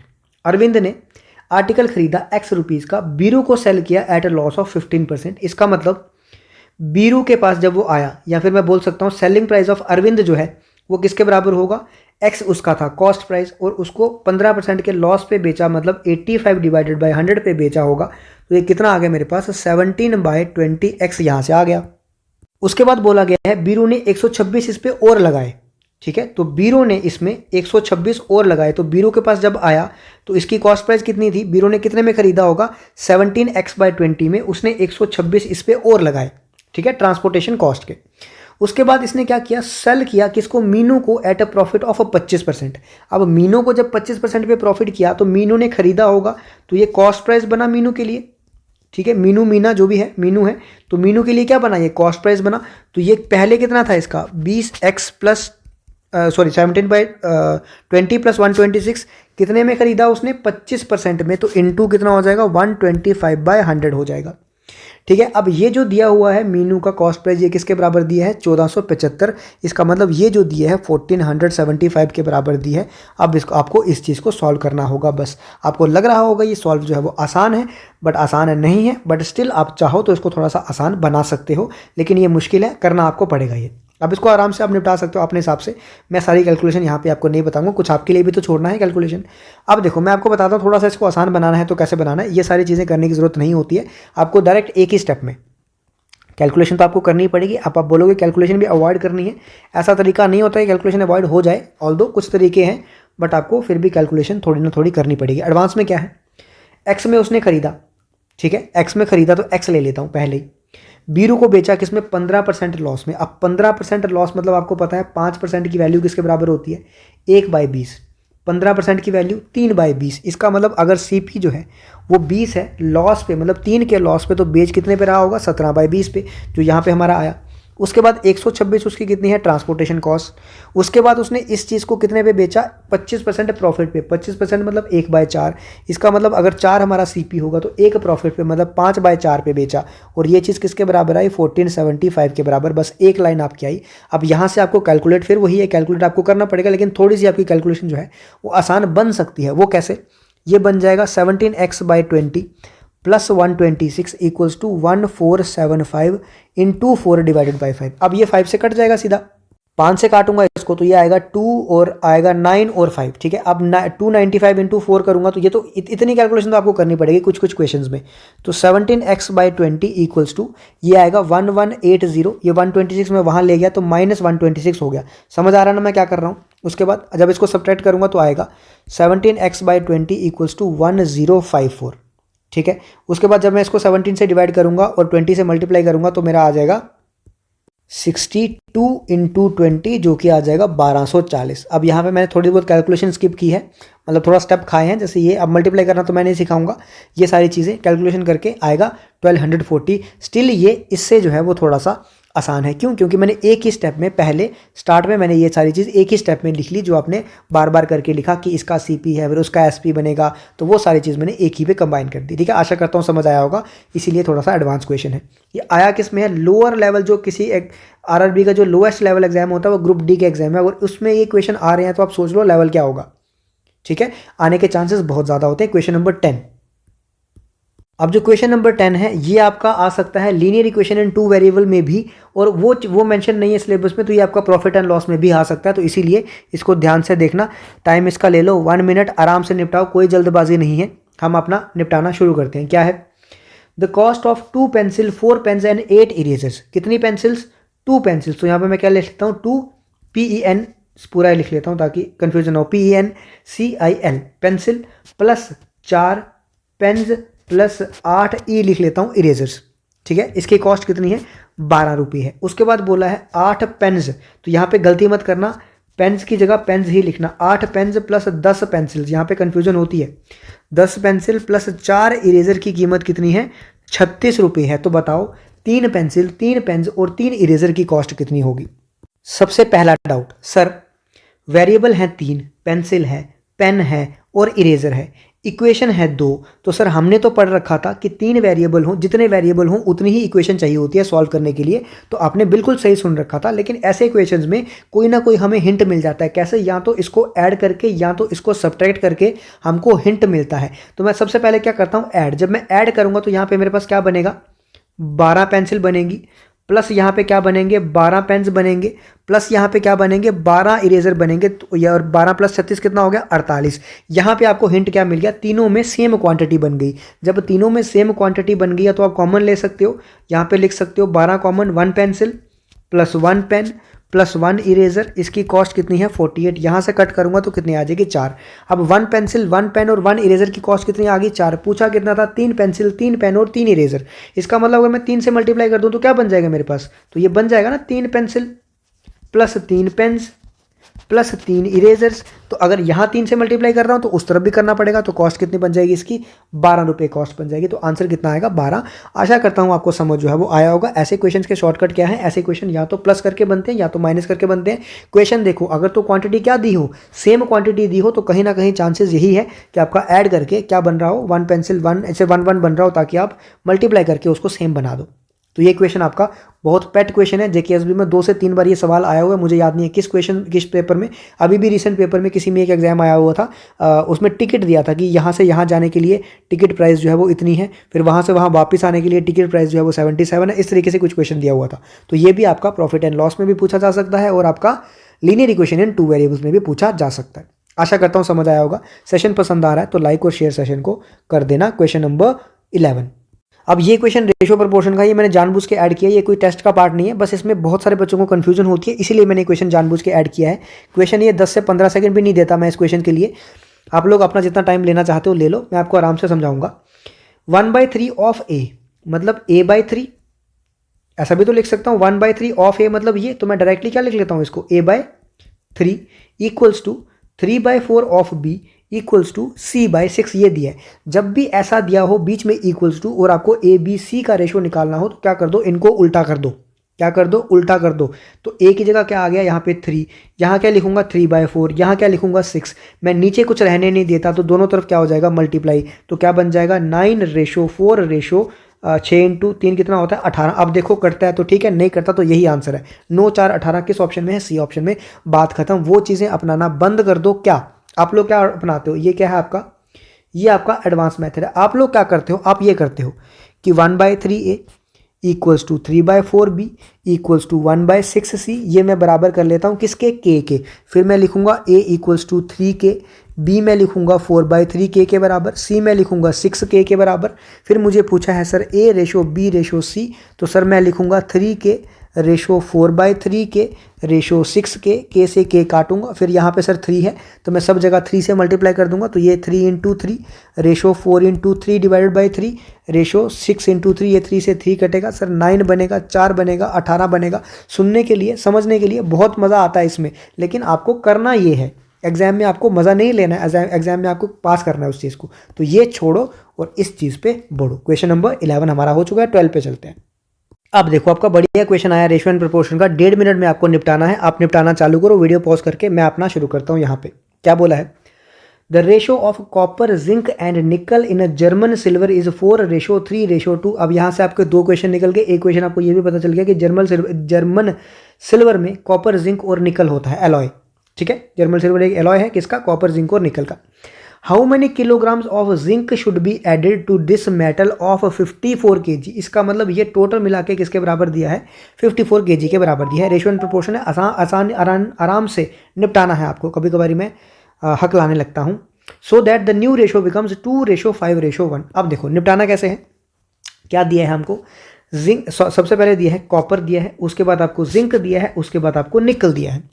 Copper की रेशो कितनी दी है 4, जिंक की कितनी दी है 3 और निकल की कितनी दी है 2। ठीक है, आप क्या मान के चलोगे, आप सर ये सर नहीं, आप बेटा ये मान के चलोगे कि कॉपर कितना है सर 4x है, जिंक कितना है सर 3x है, निकल कितना है सर 2x है। बिल्कुल सही बोला आपने। अब सर मुझे क्वेश्चन में दिया है कि ये मिला के 54 kg है। इसका मतलब सर 4 और 3 7, 7 और 2 कितना होगा 9। इसका मतलब सर 9x जो है वो 54 kg है, 9 इंटू 6 जो है वो 54 होता है। इसका मतलब सर x जो है वो 6 के बराबर आ गया। इसका मतलब सर मुझे यहाँ से पता चल चुका है कि कॉपर जो है, क्योंकि 4x है तो 4 × 6 कितना होता है 24 kg कितना हो गया कॉपर हो गया। उसके बाद सर जिंक मुझे दिया है 3x, तो इसका मतलब 3 × 6 कितना हो गया 18 kg के बराबर हो गया। सर निकल मुझे दिया है कितना 2x, तो 2 × 6 कितना होता है 12, तो निकल कितना हो गया 12 kg हो गया। ठीक है सर, मैं मान गया आपकी बात, क्योंकि आपने पढ़ाया है, आपने समझाया तो मैं समझ गया। उसके बाद बोला है कि कितना जिंक मैं ऐड करूंगा, कितना जिंक ऐड करूंगा। अब मुझे ये बताओ सॉरी, क्या बोला है, जिंक को ऐड करने की बात की गई है। ठीक है, क्या करना है, जिंक की एडिशन करनी है। क्या कॉपर, क्या निकल के साथ कोई छेड़खानी हुई है, नहीं हुई। इसका मतलब क्या कॉपर और निकल की रेशो जो है कभी चेंज हो सकती है, नहीं हो सकती। या फिर कॉपर और निकल की जो क्वांटिटी है क्या वो कभी चेंज हो सकती है, नहीं हो सकती। क्यों, क्योंकि उसके साथ तो छेड़खानी किसी ने की ही नहीं। छेड़खानी किसके साथ की, जिंक के साथ। अब बोला गया है कि कितना जिंक मैं ऐड करूं ताकि न्यू रेशो जो है मेरी बन जाए 2, 5 और 1। न्यू रेशो किसकी, कॉपर, जिंक और निकल की कितनी बने 2, 5 और 1। अब देखो, अब इसके क्योंकि आपको निकालना क्या है, यहाँ से जिंक निकालना है, तो या तो आप ये दोनों चीज़ें पकड़ लो, या तो आप ये दोनों चीज़ें पकड़ लो। ज़रूरी नहीं है कि आपको तीनों एक साथ लेके नहीं चलना है, आप यहाँ से कोई दो पकड़ लो। मैं यहाँ से जिंक और निकल पकड़ लेता हूँ। तो मैं क्या मानता हूँ, निकल मेरे पास पहले कितना था, पहले मेरे पास 12 kg था, अब भी निकल कितना है 12 kg है। क्यों, क्योंकि उसके साथ कोई छेड़खानी नहीं हुई। अब पहले जिंक कितना था 18 kg था, उसमें मैं मान लेता हूं कि x kg मैंने न्यू ऐड कर दिया। अब रेशो मेरे पास कितनी बन गई 1:5। यहां से मल्टीप्लाई करूंगा, 12 × 5 कितना होता है 60 = 18 + x। तो x मतलब कितना ऐड किया होगा मैंने 42 kg मैंने निकल ऐड किया होगा। आप चाहो तो निकल और कॉपर से भी इसको सॉल्व कर सकते हो, तब भी आपका यही आंसर आएगा। आशा करता हूं कि आपको ये समझ आया होगा। ये आपका बेसिक मेथड आ गया जिसको आपको इस हिसाब से निपटाना है। अब मैं बढ़ता हूं अपने वाले मेथड की तरफ, किसकी तरफ, एडवांस मेथड की तरफ। ध्यान से सुनना, क्वेश्चन आपका लगभग निपट चुका है, कितने, विदिन 30 सेकेंड्स के अंदर। देखो क्या बोला गया है, हो थक गया मैं। देखो क्या बोला गया है कि कॉपर, जिंक और निकल की रेशो कितनी है, इतनी, और टोटल कितना दिया है 54 kg। तो डायरेक्ट यहाँ से देखूंगा 4 और 3 7 और 2 9। इसका मतलब 9 रेशो की वैल्यू किसके बराबर दी है 54 kg के बराबर। इसका मतलब 1 रेशो की वैल्यू किसके बराबर दी है 6 के बराबर। यहाँ से मेरा ये निकाल के मैं मान के चला। ठीक है, उसके बाद ये मतलब हुआ, उसका मतलब ये हुआ कि ये कितना था 1 6 के बराबर आ गया। इसका मतलब यहाँ से कॉपर और जिंक और निकल जो है, कॉपर कितना होगा 4 रेशो था मतलब 24, 3 रेशो था मतलब 3 × 6 18, निकल कितना था 12। अब मैं ये डायरेक्टली लिख रहा हूँ, कर आया मेरा वही जो यहाँ से आया था, बट मैं यहाँ पे लिख क्या रहा हूँ डायरेक्टली, सिर्फ सोच से, दिमाग से। अब क्या बोला गया है कि कितना मैं क्या करूँगा, जिंक में कितना ऐड करूँगा। तो मुझे बाकी के साथ छेड़खानी नहीं करनी है, मैं कॉपर के साथ कोई छेड़खानी नहीं कर रहा, जिंक मुझे ऐड करना है। तो क्या निकल की रेशो चेंज होगी, नहीं होगी। तो निकल अगर यहाँ पे 12 है, यहाँ पे भी कितना आएगा 12 ही आएगा। समझ पा रहे हो, इतना समझ आया आपको क्या किया। अभी मुझे उसने रेशो दी है किसकी, जिंक और निकल की। क्योंकि मैं जिंक और निकल लेके चल रहा हूं, तो मैं क्या करूंगा, यहाँ पे रेशो कितनी दी है 5:1 मुझे दिया है। क्या निकल चेंज हुआ, नहीं सर नहीं हुआ। इसका मतलब यहाँ पे तो चेंज हो रहा है, तो मुझे चेंज नहीं करना, तो मुझे क्या करना है, इसको भी 12 बनाना पड़ेगा। क्यों, क्योंकि निकल तो चेंज नहीं हो रहा, निकल के साथ कोई छेड़खानी नहीं हो रही। तो मैं यहाँ पे क्या करूंगा 12 से मल्टीप्लाई, यहाँ पे किया तो यहाँ पे 12 से मल्टीप्लाई करना पड़ेगा। निकल तो बन गया सेम, यहाँ पे ये कितना बन गया 60, पहले कितना था 18, अब कितना बन गया 60, कितना ऐड हुआ 48। क्या हो गया इसका आंसर, खत्म कहानी। बी पार्ट इसका क्या हो गया आंसर। एक सेकंड रुको जरा, कुछ गड़बड़ कर दिया मैंने, ये तो रेशो में चल रहा है, एक सेकंड रुको। 48 कहाँ से आया, 42 आया। ठीक है, आंसर कितना आया 42, पहले कितना आया था हमारा 42 ही तो आया था। ठीक है, तो यहाँ से कितना आ गया 42 मेरा आंसर आ गया। समझ आया आपको क्या किया मैंने, तो ये आपको समझ आ जाना चाहिए। पढ़ा चुका हूँ सारा आपको। अगर आपको चीज़ें सीखनी है तो रेशियो एंड प्रपोर्शन में लेक्चर्स में जाके आप लोग सीख सकते हो। बार बार मैं यहाँ पे इतनी प्रमोशन तो नहीं करूँगा, एक बार आपको लास्ट में बता दूंगा कहाँ कहाँ आपको क्या क्या चीज़ें मिलेंगी, क्योंकि बहुत सारे बच्चों के डाउट होते हैं। ठीक है, इतना समझ आ गया। तो आपका कितना आ गया 42 kg जिंक जो है वो ऐड किया। सिमिलर वे में आप कॉपर और जिंक से भी निकाल सकते थे, कोई इशू नहीं है, वहाँ से भी आप कर सकते थे, आपकी मर्जी। क्वेश्चन नंबर 13 में मैं बढ़ता हूँ दोबारा, रेशियो एंड प्रोपोर्शन। क्योंकि अब मैंने आपको एडवांस बता दिया, आपके लिए टाइम है 1 मिनट, मैंने एडवांस बता दिया, तो अब इस क्वेश्चन को मैं डायरेक्ट एडवांस मेथड से निपटाने वाला हूं। ध्यान से सुनना। The initial ratio of sugar and flour in a dough was 4:7। तो शुगर और यहां पे लिखता हूं, यहां पे थोड़ा सा ज्यादा मेरे पास वो स्पेस है। शुगर और फ्लोर में, सॉरी डो में शुगर और फ्लोर की रेशो कितनी है 4:7 है। जस्टिन ने क्या किया, Justin added more flour in that 22 kg dough. तो टोटल की डो कितना है 22 kg, मतलब 4 और 7 मिला के कितना है 11। इसका मतलब 11 रेशो जो है वो किसके बराबर है, 22 के बराबर। एक रेशो जो है वो 2 के बराबर। इसका मतलब जो यहाँ पे शुगर है वो कितने होगी, 8 kg होगी। यहाँ पे जो ये फ्लोर है वो कितना होगा, 14 kg होगा। क्यों, क्योंकि एक रेशो जो है वो 2 के बराबर है। इतना आपको समझ आ चुका होगा, बिल्कुल आ चुका है। उसके बाद बोला गया है Justin added more flour to make the ratio of sugar and flour 2:5। अब शुगर और फ्लोर की रेशो कितनी है, 2:5। लेकिन उसने ऐड क्या किया, सिर्फ और सिर्फ क्या किया, फ्लोर ऐड किया, आटा ऐड किया। क्या उसने शुगर ऐड की, नहीं। अगर शुगर की यहाँ पे 4 रेशो थी तो यहाँ पे भी कितनी होनी चाहिए थी, 4। तो मुझे इसको 4 बनाने के लिए 2 से क्या करना पड़ा, मल्टीप्लाई करना पड़ा। समझ आई। यहाँ से 2, यहाँ में 2 से मल्टीप्लाई किया तो यहाँ पे भी मुझे 2 में मल्टीप्लाई करना पड़ा। तो ये मेरा कितना बन गया, ये बन गया मेरे पास 4, ये मेरे पास बन गया 10।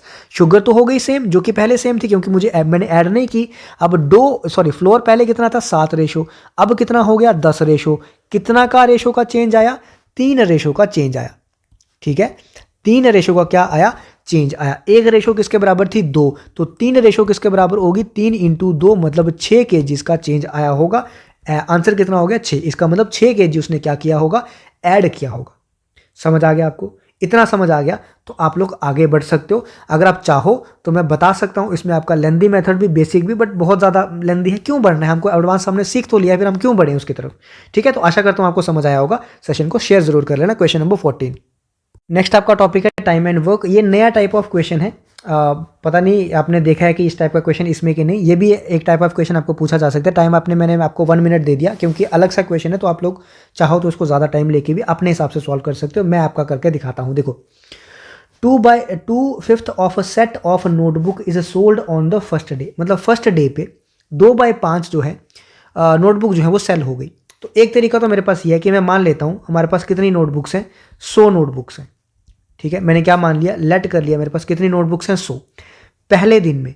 ठीक है, फर्स्ट डे में मेरे पास कितनी बिक गई, 2/5 ऑफ 100। 2/5 ऑफ 100 कितना हो जाएगा, ये हो जाएगा 40। इसका मतलब 40 नोटबुक्स मेरी बिक चुकी हैं। जब 40 बिक चुकी तो रिमेनिंग मेरे पास कितनी बची, 60 बची। जब रिमेनिंग 60 बची, उसमें से बोल रहा है कि 3/4 of the remaining was sold on the second day. 3/4 of remaining मतलब 60। तो यहाँ से कितना आ गया, 15। 15 × 3 कितना आ गया, 75। 75 जो है वो मेरी क्या होगी, 15 × 3 75 कहाँ से आ गया, 15 × 3 मतलब 45। 45 जो है वो मेरी बिक गई किसमें, सेकेंड डे में। टोटल मेरे पास कितनी थी, 100। 40 मेरे पास पहले दिन में बिक गई, 45 मेरे पास दूसरे दिन में बिक गई। मतलब मेरे पास टोटल कितनी बिक चुकी हैं, 85 मेरे पास बिक चुकी हैं। इसका मतलब अब मेरे पास कितनी बची हैं, रिमेनिंग। अब मेरे पास रिमेनिंग है 15 बची है। तो वो बोल रहा है कि अभी भी अगर 75 बची हुई हैं, इसका मतलब 15 की वैल्यू जो है वो किसके बराबर दी है, 75। 15 रेशो की वैल्यू 75 के बराबर, एक रेशो की वैल्यू 5 के बराबर, 100 हमने मानी थी। तो 100 की वैल्यू कितनी हो जाएगी, 100 × 5 मतलब 500। आंसर कितना आ जाएगा, टोटल नंबर ऑफ बुक्स कितनी है, 500 के बराबर है।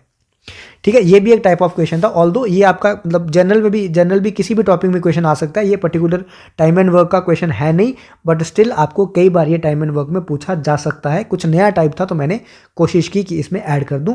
ठीक है, उसके बाद आपका दूसरा, आप उसको चाहो तो किस तरीके से कर सकते हो। अब इसका एडवांस तरीका रेशो से निपटाने का क्या है, ये आपका रेशो एंड प्रपोर्शन में भी पूछा जा सकता है। ये भी बता दूं आपको। देखो, सबसे मैंने मान लिया टोटल नंबर ऑफ नोटबुक्स कितने हैं, यहाँ पे 1 मैंने मान ली। ठीक है, उसके बाद क्या बोला गया है कि 2/5 ऑफ द सेट जो है वो बिक चुका है। इसका मतलब अगर मैं बोलता हूँ 2/5 बिक गया तो रिमेनिंग मेरे पास कितना बचेगा, 3/5। क्यों, क्योंकि 2/5 + 3/5 ऐड करके कितना बनता है, 1 बनता है।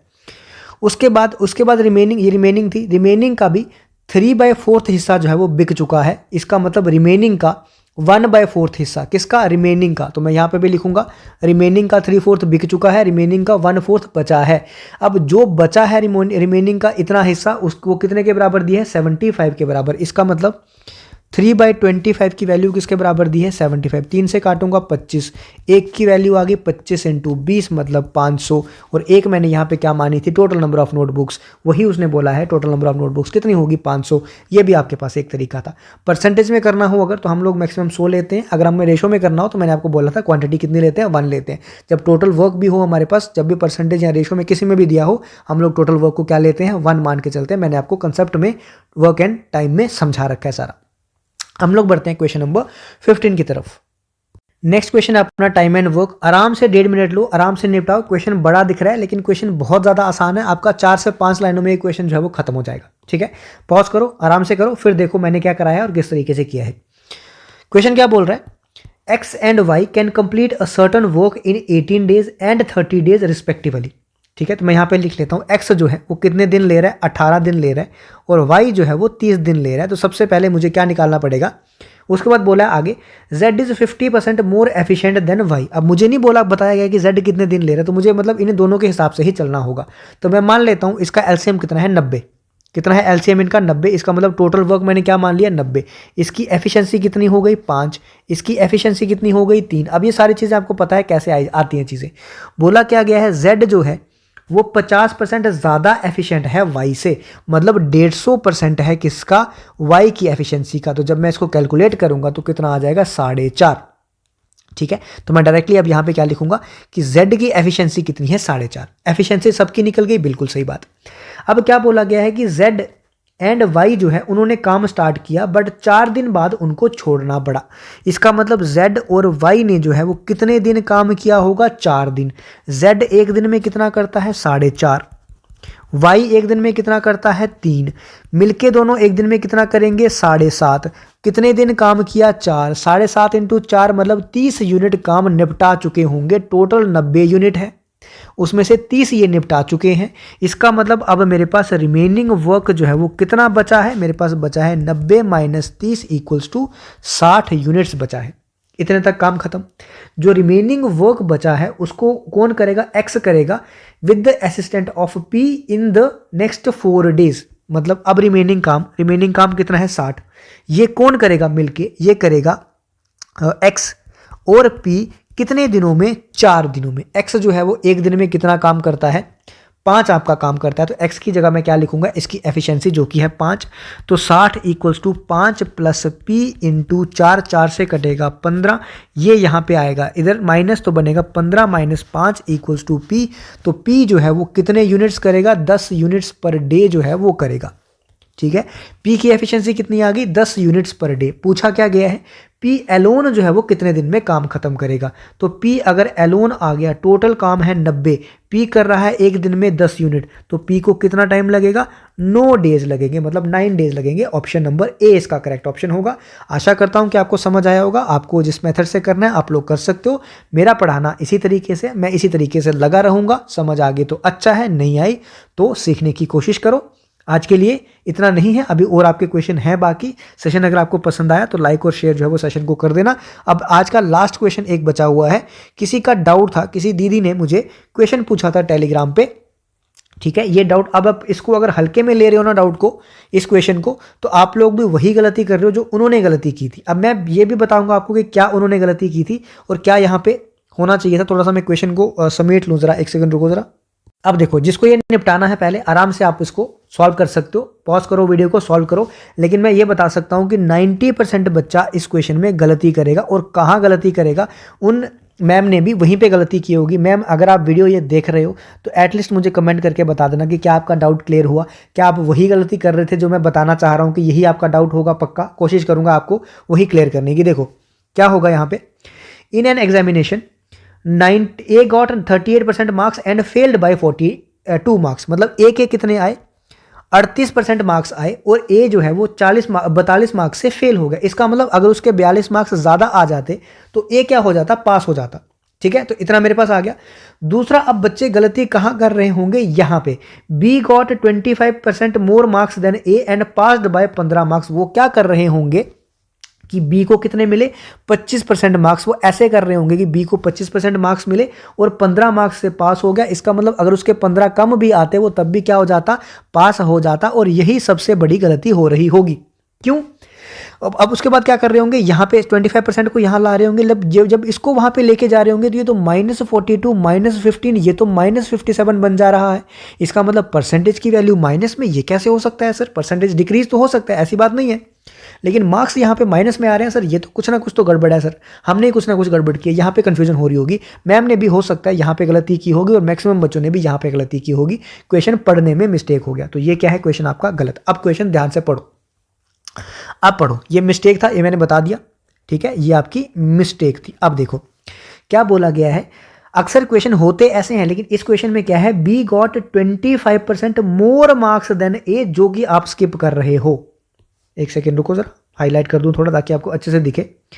बी को जो है वो 25%, ये क्या हुआ, एक सेकेंड, बी को जो है 25% ज्यादा मार्क्स मिले ए से। तो यहां पे थोड़ी सी मतलब क्वेश्चन अलग है। तो अब मैं क्वेश्चन को दोबारा से करता हूं। सॉल्व करने का तरीका क्या होना चाहिए मेरे पास, ए को मिले कितने 38% मार्क्स और 42 मार्क्स से फेल हो गया। इसका मतलब अगर उसके 42 मार्क्स ज़्यादा आए होते वो पास हो जाता। ये बिल्कुल सही है इतने तक। बी को 25% ज़्यादा मार्क्स मिले। 25% मतलब कितना होता है आपको पता है, 1/4। 25% कितना होता है, 1/4। अगर उसको 4 मिल रहे हैं तो ए को कितने मिले होंगे, 1 ज़्यादा। तो 38% के कितने 5/4।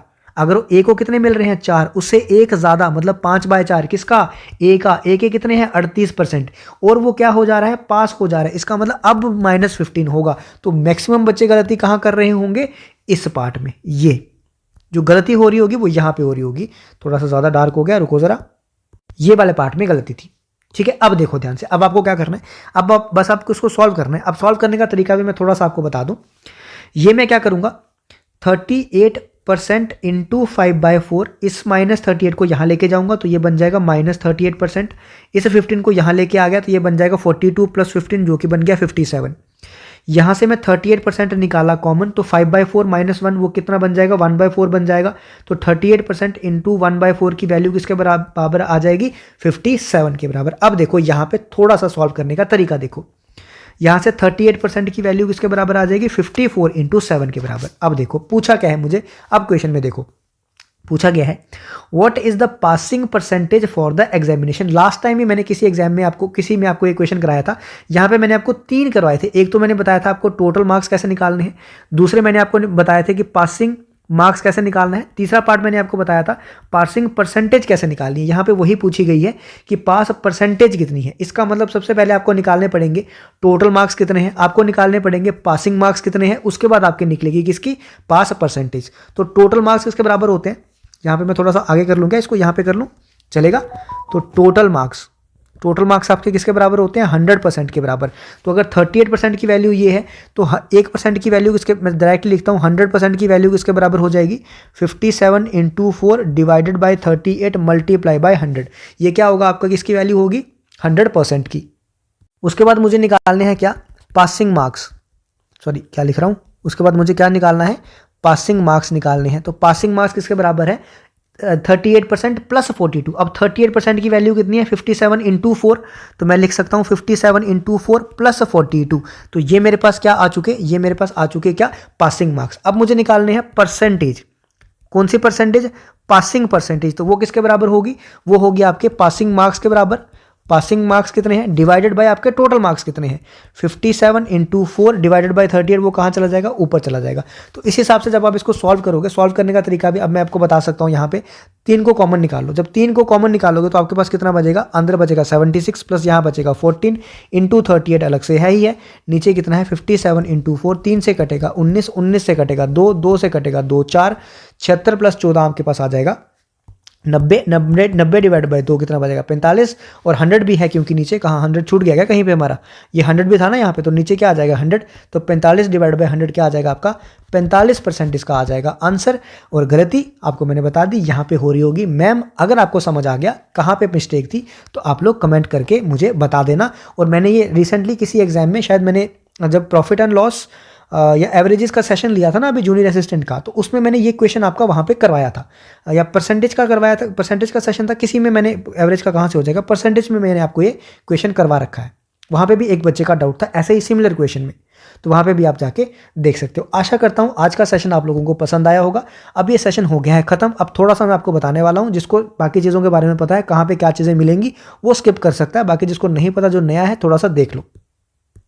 ये आपका अपना चैनल है, यहाँ पे आपको टेलीग्राम और इंस्टाग्राम लिंक मिल जाएगा, जहाँ पे आप मुझे कोई भी डाउट पूछ सकते हो। यहाँ पे मैं एक चीज़ आपको ये मतलब बताना चाहता हूँ कि टेलीग्राम में मुझे नहीं पता कि मेरे टेलीग्राम में इशू है कि सबके साथ ऐसा होता है कि ग्रुप में मैं इंडिविजुअली किसी को मीडिया नहीं भेज सकता, मतलब मैं किसी को फोटो नहीं भेज सकता वहाँ पे, किसी को वीडियो लिंक मैं भेज सकता हूँ लेकिन फोटोज़ मैं वहाँ पे नहीं भेज सकता। तो किसी को अगर फोटो सोल्यूशन मतलब आपको रिटर्न सोल्यूशन चाहिए होता है उसका क्वेश्चन का, तो आप मुझे इंस्टाग्राम पे मैसेज कर सकते हो, ओपन है सबके लिए। आप लोगों को फॉलो नहीं करना, कोई इशू नहीं है, फॉलो नहीं करो, आप लोग रिक्वेस्ट कर सकते हो, विदाउट फॉलो करके ही आप रिक्वेस्ट मुझे कर सकते हो, मैसेज कर सकते हो, मैं सबका रिप्लाई देता हूँ, ठीक है। तो वहाँ पे मुझे आप बोलो कि सर मुझे रिटर्न सोल्यूशन चाहिए, मैं आपको प्रोवाइड करा दूंगा। यहाँ पे मिलेगा आपको इंस्टाग्राम और टेलीग्राम दोनों लिंक। उसके बाद आप प्लेलिस्ट में जब जाओगे तो आपको यहाँ पे देखो, ये मैंने नई स्टार्ट की थी, आप लोगों की डिमांड है तो मैं आगे कंटिन्यू करूँगा, थोड़ा सा बिजी था लास्ट वीक में, मैं नहीं कर पाया। उसके बाद यहाँ पे मैथ्स की लेवल अप सीरीज स्टार्ट की थी, वो भी कंटिन्यू करेंगे। मैथ्स का JKPSI का यहाँ पे आपको मिल जाएगा सारा कुछ, कांस्टेबल का मैथ्स यहाँ पे मिल जाएगा, रीजनिंग के टॉपिक वाइज, कंप्यूटर के टॉपिक वाइज, जो कि आप बहुत ज़्यादा प्यार दे रहे हो। यहाँ पे जूनियर असिस्टेंट की प्लेलिस्ट हमारी टॉपिक वाइज कंप्लीट हो चुकी है। मैथ्स, क्वाड्रेट ES का, फॉरेस्ट इंस्पेक्टर और वाइल्ड लाइफ गार्ड, फा का मैंने थोड़ा सा रोका हुआ है क्योंकि थोड़ा सा बिजी था, कंटिन्यू करेंगे इसको भी, ऐसी बात नहीं है। उसके बाद आपको मॉक टेस्ट जो हम स्टार्ट किए, एक हो गया, दूसरा आज हमारा हो गया। उसके बाद हमारे पास कंप्यूटर की प्लेलिस्ट आपके पास चल रही है, ये सारी चीज़ें, रीजनिंग आपके पास चल रही है। जितने भी आपको MCQs चाहिए यहाँ पे आपको PYQs, JKSB के प्रीवियस ईयर सबको आपको यहाँ पे मिल जाएगा। आपको जाना कहाँ पे है, सिर्फ और सिर्फ एक तो जाना है कोर्सेज में, एक तो जाना है प्लेलिस्ट में, बस ये दो चीज़ें आपको हर एक चीज़ मिलेगी। अगर कोई चीज़ आपको नहीं मिलती है तो आप लोग मुझे टेलीग्राम पे, यहाँ पे लेफ्ट साइड पे ना नीचे एक ऑप्शन होता है मैसेज का, ऐसे मैसेज बना होता है, ऐसे एक ऑप्शन बना होता है मैसेज का, यहाँ पे आप मुझे मैसेज, डायरेक्ट मैसेज कर सकते हो। वहाँ पे मुझे पूछ सकते हो सर मुझे ये चीज़ चाहिए, ये मुझे कहाँ मिलेगी, आप मुझे बताओ, मैं आपको वीडियो का लिंक भी सेंड कर दूंगा कि इस वीडियो में आपको इस टाइप का क्वेश्चन, इस टाइप का कंसेप्ट, ये चीज़ें आपको मिल जाएंगी, वहाँ पर जाके आप देख सकते हो। आज के लिए इतना ही, मिलेंगे अपने नेक्स्ट सेशन में, तब के लिए tata, good night, bye bye. और सेशन को लाइक और शेयर कर देना अगर पसंद आया तो।